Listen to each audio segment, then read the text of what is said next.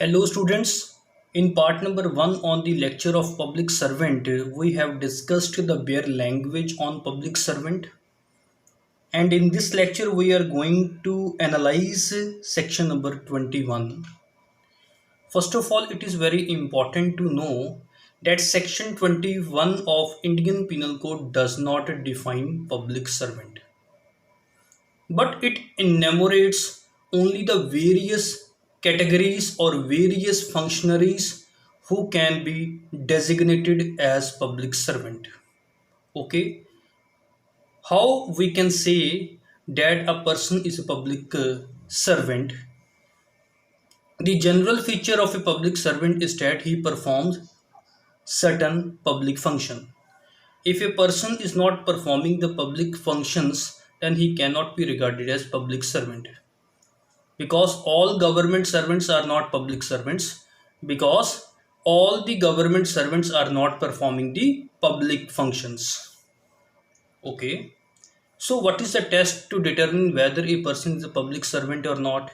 The test to determine whether a person is a public servant is number one, whether he is in the service or pay of the government. First of all, we will see that whether he is receiving any type of salary or whether he is in the service of the government. And if he is in the service of the government or if he is receiving something from the government, then the another point which is to be considered is that whether he is interested with the performance of any public duty. This is the cardinal test to determine whether a person is a public servant or not. So the test to determine whether a person is a public servant is whether he is in the service or pay of the government and whether he is interested with the performance of any public duty. Okay. Why we are reading so much about the public servant? Because there are some offenses which by their nature are common to both men of public as well as public servants. They can be committed by a public servant as well as by men of public, and they are therefore left to the general provisions of the code. For example, if any offense is related to the marriage, it can be committed by the public servant, it can be committed by the general public, and they will be prosecuted and punished according to the provisions which are general provisions of Indian Penal Code. But there are some category of offenses which can only be committed by a public servant and not by the public generally. For example, the offense of bribery can be committed by the public servant and not by the general public. So the public servants will be prosecuted under that provisions, and it is very important to see, as the public servants are getting more privileges in comparison to the general public, so they will be dealt with more severely or severely than other general persons.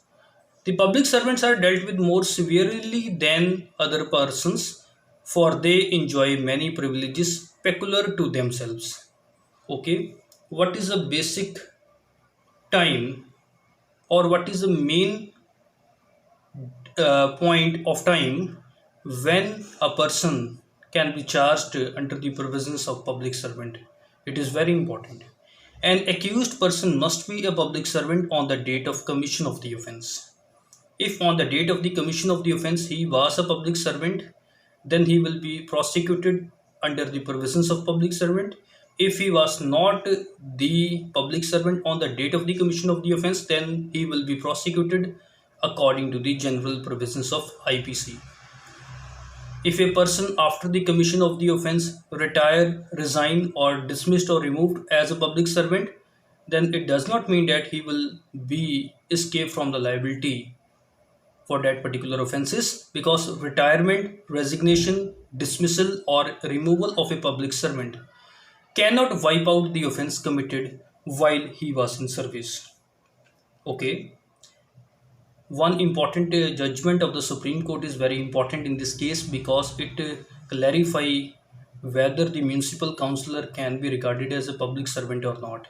In Ramesh Balkrishna Kulkarni versus State of Maharashtra 1986 Criminal Law Journal 14 page number, Supreme Court It was held by the Supreme Court that a municipal councillor who is not assisting any public servant is not a public servant within the meaning of Section 21 of Indian Penal Code. And while determining this question, the code held that there are two requirements for a public servant. How a person can be regarded as public servant? Number one, a public servant is an authority who must be appointed by the government or semi-governmental body and should be in the pay or salary of the same. So this is the first category, that public servant must be appointed by the government or semi-governmental body and he should be in the pay or salary of the same. And second condition, which is a cardinal principle to a public servant, is to discharge his duties in accordance with the rules and regulations made by the government in that behalf. Since a municipal councillor lacks both these elements, nor he is appointed by the government, nor he is discharging his duties in accordance with the rules and regulations made by the government. Since a municipal councillor lacks both these elements, therefore he cannot be regarded as public servant. Thank you. This is something about public servant.